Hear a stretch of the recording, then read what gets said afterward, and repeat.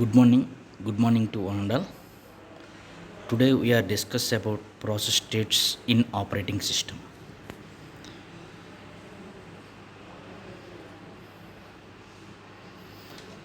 Yeah, each process goes through different states in its life cycle. So what are those states? So these are the different states are there. One is for the new state, second one is ready state,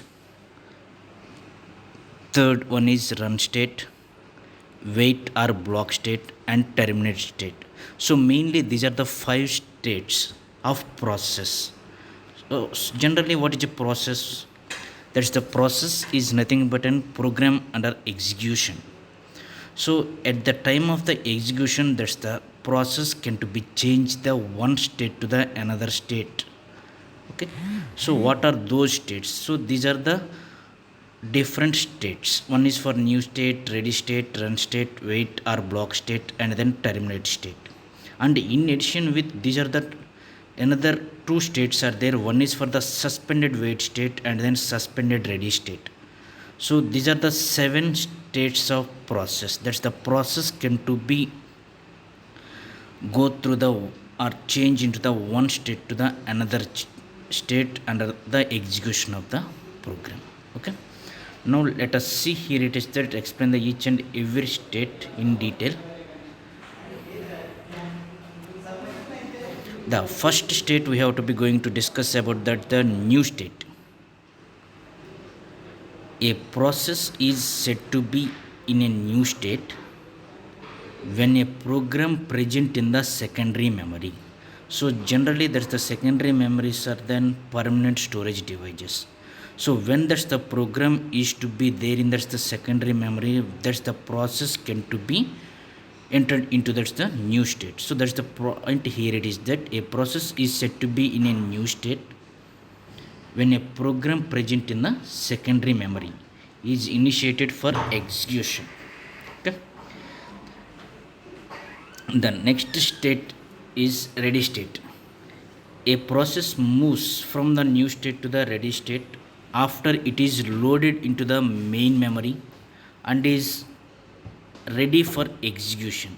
So what's the difference here? It is just the before state and this one here it is that generally that's the process is said to be in the new state. When that's the process is said to be in the new state, when that's the program is to be there in that's the secondary memory. Okay, na? So that is a new state. But when that's the process is to be there in that's the ready state, the process can to be moves from that's the new state to the ready state after it is loaded into the main memory. Here must and should be remember that here in the new state that is in the secondary memory, but here in the ready state that is to be there in the main memory. Okay, and it is to be ready for execution. So after that's the ready state, then only that's the process is to be ready for execution. That is the meaning for that's the ready state. And in ready state the process waits for its execution by the processor. And then in multi-programming environment, many processes may be present in the ready state. Because of that, there is the multiple programs have to be executed in the single processor. So that is nothing but and here it is the multi-programming environment. So here one process has been executed, that's the remaining are their processor to be then that's the ready state.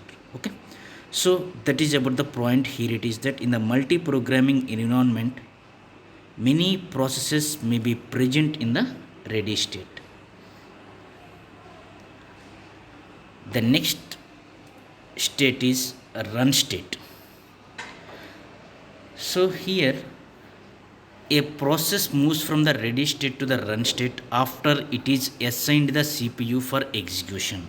So what's the difference between that's the before state and this state? Here it is that in that's the ready state, that's the process can to be moved from the new state to the ready state after it is loaded into the main memory.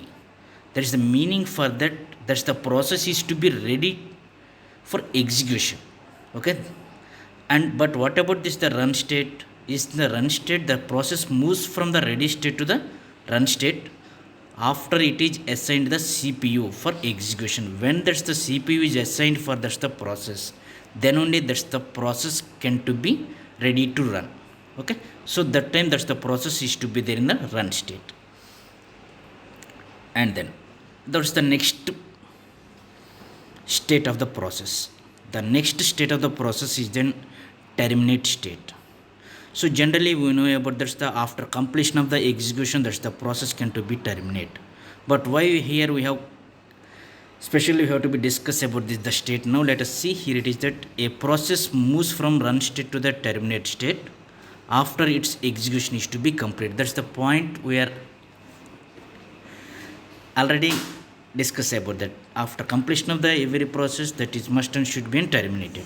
There is nothing new about in this point. But what about here it is that after entering the terminate state, that's the PCB, that's the context of the process, means that's the process control block. Here the process is to be deleted by the operating system. After when that's the process has been terminated, so that's the process has been deleted by the operating system. So that is the main here you must and should be remember in that's the terminated state. Generally we are already know about that when that's the process has been executed or when that's the process has been completed, so automatically that's the process has been terminated. But here you must and should be remember that when that's the process is to be entering into the terminate state, that the process can to be deleted by the operating system. This is the very important point you must and should to be remember that. The next one is that's the block or wait state. So here now let us see that's the diagram clearly. Here that's the block when that's the process is to be there in the running state.